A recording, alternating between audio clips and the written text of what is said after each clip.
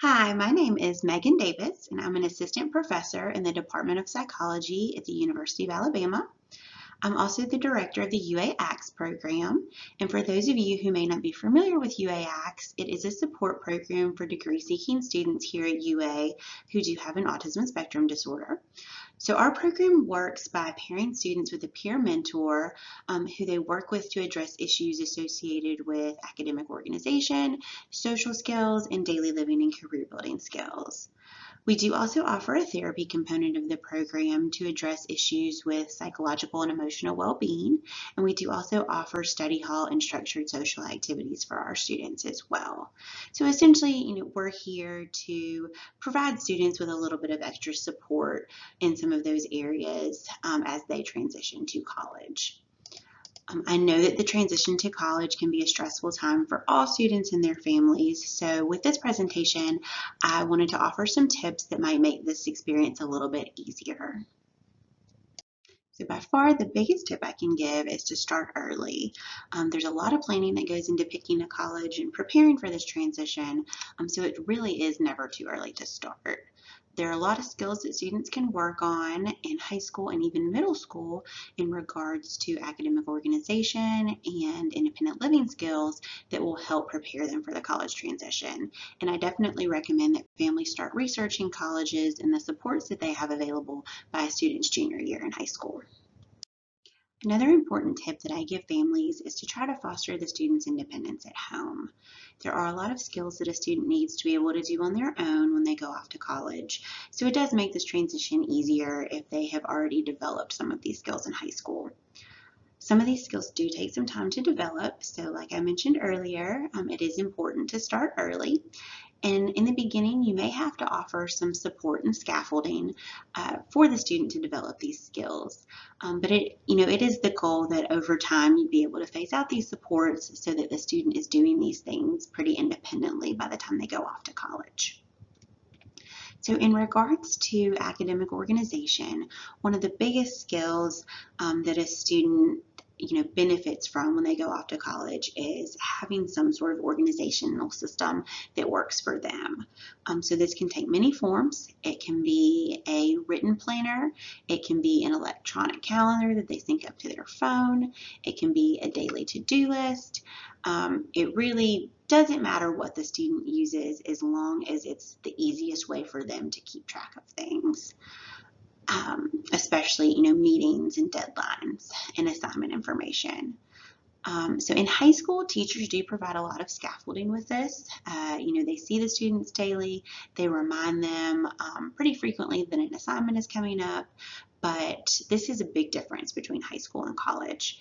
So in college, professors give a syllabus at the beginning of the semester, and they might say once in class that a paper is coming up, but they're not going to provide kind of reminders every day. So it is important for a student to have a system in place to be able to keep track of these things. Another academic skill that is important for students to develop is, balancing that academic work with their free time. This is a big challenge for all college students, but can be particularly challenging for students on the spectrum. And for the students in our program is typically one of the biggest predictors of success. So ideally, you want to help the student to develop a system that doesn't rely heavily on, parent reminders.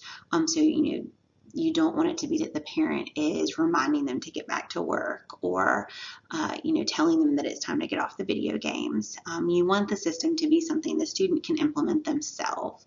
It may be a reward system where they work for a certain period of time or, complete a certain number of tasks and then they get, some free time to play video games or watch YouTube videos or whatever it is that they enjoy. As far as independent living skills, one of the biggest things is the student's ability to wake up on their own. I know in high school it's easy for the parent just to go wake the student up, but it's really important that the student be able to, set their own alarm and get out of bed on their own because in college, the parent's not going to be there in the morning to wake them up. So this is a huge skill for students to practice in high school. Another one is medication management.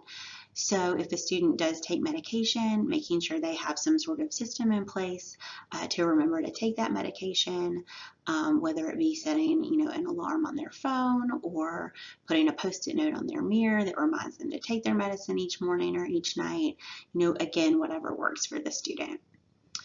It's also good for students to be able to, get practice going and making purchases of basic necessities and using, a debit card or cash to make these transactions. That is something that they will be doing in college to purchase meals, to go to the grocery store. So that is, again, something that they can easily practice in high school. Along the same lines as that is just kind of general money management and budgeting. So, can they, look up their bank account online and make sure that they're not overdrafting? Can they track their expenses? Just basic skills like that. Other ones involve laundry. That is, again, something students can easily practice in high school. I know, each college is going to have its own laundry system. And the machines might look a little bit different, but if they know kind of the general process, it makes it easier for them to adapt to that in college. And then finally, just working on kind of some basic cooking and cleaning skills. We don't expect our college students to be gourmet chefs by any means, but, can they make a sandwich? Can they use a microwave? Can they, fix snacks on their own? And then in regards to cleaning, just working on, wiping down the bathroom, cleaning the toilet, keeping their room tidy, how often to do their laundry and, clean their sheets and their towels. All of those just kind of very basic cleaning measures that we take. Those are all super useful to practice in high school, and it makes the transition to college a lot easier if they're already able to do many of those things. So the next tip is to, work with the student to practice self-advocacy skills. So in high school, I know that parents are very involved in securing services and accommodations for their children. And, let's be honest, your children are where they are today in large part because of your advocacy. However, it is important for the student to learn to advocate for themselves as well, because in college, as we know, parents aren't going to be there to help with that process. So students, need to be able to talk to their professor after the class to get clarification on a concept. They need to be able to stop by office hours to get feedback on a paper. They need to be able to go to a tutoring center on campus to help prepare for a test. All of these things will be really important for the student to be able to do. So they need to know essentially, how to ask for help. This is a big difference between high school and college in that parents can't, call up the professor or an administrator to advocate for a student. It really is up to the student to do these things on their own. So any practice that they can get in high school in, advocating for themselves, talking to their teachers, asking questions, getting clarification is all, super useful to practice while still in high school. The next thing that you want to do is to make sure that you research support programs and disability services at all of the potential colleges. So when looking at colleges, the first thing you want to do is realistically assess your students' needs and think about what supports that they will require in order to be successful in college. So each college is going to differ in the level of support that they offer for students on the spectrum. So you'll need to decide, whether the student needs a full autism support program like UAX, where, they have a peer mentor to help guide them in, academic organization and independent living skills and social skills. Support programs range, some offer more than we do and some offer less. Or it could be if a student doesn't need a full support program, it could be that they benefit from weekly tutoring or executive function support. Or it could be that the student just needs, kind of those general disability accommodations that are available on each campus. And I'll go into detail on those in just a little bit. But, think hard about what supports they need and what colleges would, kind of set the students up for success and provide those supports. When thinking about supports, I always say that it's better to err on the side of too much support, as it is much easier to, scale back on services than it is to try and add services at the last minute. So again, we want to make sure we set those students up for success.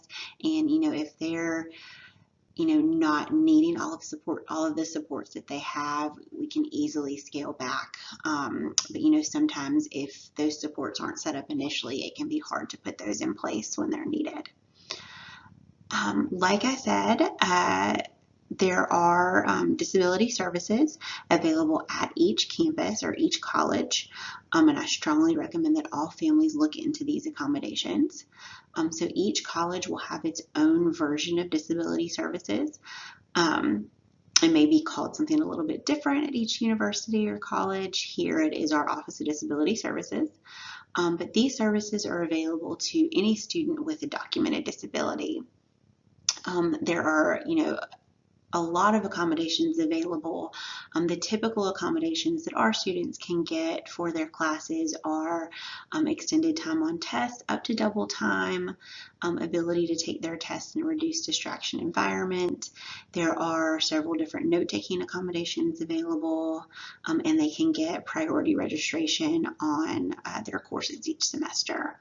But again, there are a lot of accommodations available, and those are open to any student with a documented disability. So I do recommend that all students access those. So the last tip, and quite possibly the most important one that I have, is to really make sure that the student is on board with the plan. So whether it be, the colleges that they're looking at, the support options that they have, where it is that they're going to live, all of those things. You want them to be involved in this process, and you want to make sure that they're on board with it, because, we want them to obviously enjoy their college experience and be invested in that process. So as a support program, the biggest barrier that we face in working with a student is if they're not motivated to work with us, if they don't want to be in our program and use the supports that we have, it limits us in what we can do to, ultimately support the student. So, you do want to make sure the student is invested and, on board with whatever plan or whatever college it is that is ultimately decided for them. So I enjoyed speaking with you all today about preparing for the college transition, and I hope that you found this information useful. If you have any questions or would like more information, or just want to talk about kind of the transition to college in general, please feel free to contact me. My email address and phone number are on the slide, so I would definitely love to hear from you if you have any questions. All right, thanks.